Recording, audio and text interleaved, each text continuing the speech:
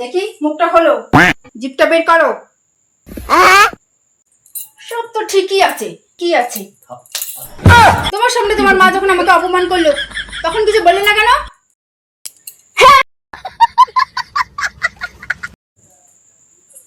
খাবার নিয়ে এসেছি, কারো খেতে হলে খাক, না খেতে হলে না খাক, তাতে আমার কিছু যায় আসে না।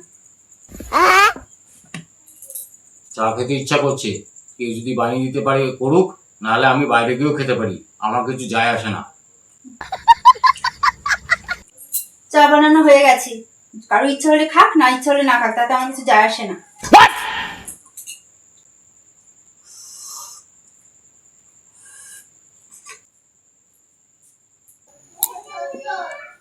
আমি মার্কেটে যাচ্ছি, কারো যদি যাওয়ার ইচ্ছা থাকে আমার সাথে যেতে পারে।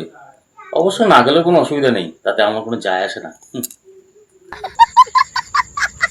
মার্কেটে তো আমার অনেক কিছু আনার ছিল, যাই, ঝগড়া তো আমি পরেও করতে পারবো। যাই, ঘুরেই আসি।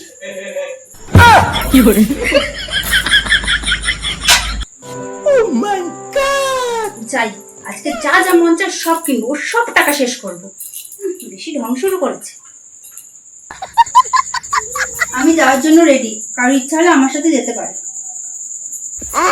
মার্কেটে যাওয়ার প্ল্যান ক্যান্সেল, আমার যাওয়ার ইচ্ছে নেই। এবার যদি কাউরে গায়ে কিছু লাগে আমার তাতে কিছু যায় আসে না।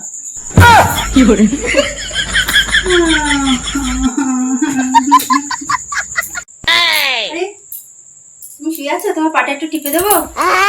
হ্যাঁ আসো, পাটা বড্ড ব্যথা করছে, একটু টিপে দাও।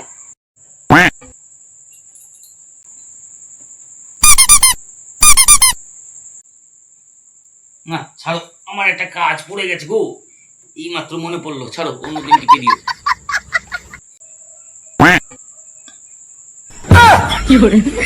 কি গো, আজকে মটন বিরিয়ানি খাবে? বানিয়ে নেবো? বলো কি গো, করো করো, অনেকদিন খাওয়া হয়নি, একটু আজকে মটন বিরিয়ানি খাওয়া যাক। দাও, আজকে পেটের অবস্থা খুব একটা ভালো না, মটন বিরিয়ানি খেতে না আজকে ইচ্ছা করছে না, হালকা হালকা একটু খিচুড়ি খিচুড়ি করে ছেড়ে দাও।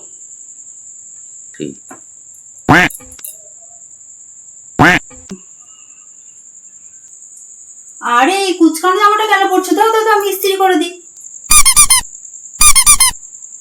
আরে দূর, কোনো ব্যাপার না, কোনো কিছুই হয়নি তো, এই ইজি পড়া যাবে। ও ছাড়ো, তোমাকে আজকে ইস্ত্রি করতে হবে না, ছাড়ো।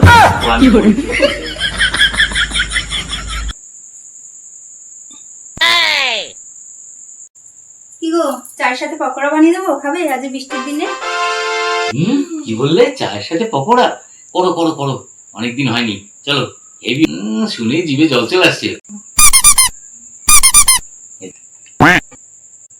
তুমি যাও তো, তোমার পকোড়া বানাতে আমি তোমাকে হেল্প করছি, যাও।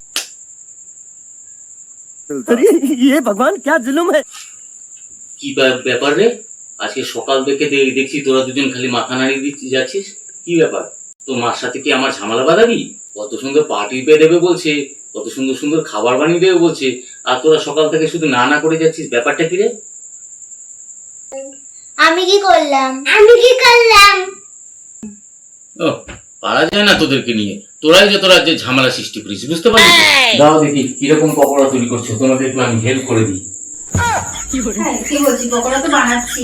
আর বলছি যে ঝুমা বৌদি না বেশ সুন্দর একটা গলার নেকলেস বানাতে দিয়েছে। আমি সোনারের সাথে কথা বলেছি, মাত্র 3 লাখ টাকার মধ্যে হয়ে যাবে। অর্ডার দিয়ে দিই। এই দাঁড়াও দাঁড়াও 1 মিনিট, এই মাত্র বস আমাকে ফোন করেছিল, আমাকে একটু তাড়াতাড়ি বেরোতে হবে আজকে, না পকোড়া আমি খাবো না, ঠিক আছে? তুমি একটু রেডি করে তুমি খেয়ে নিও, আমি আসছি, আমার পকোড়া খেতে হবে না।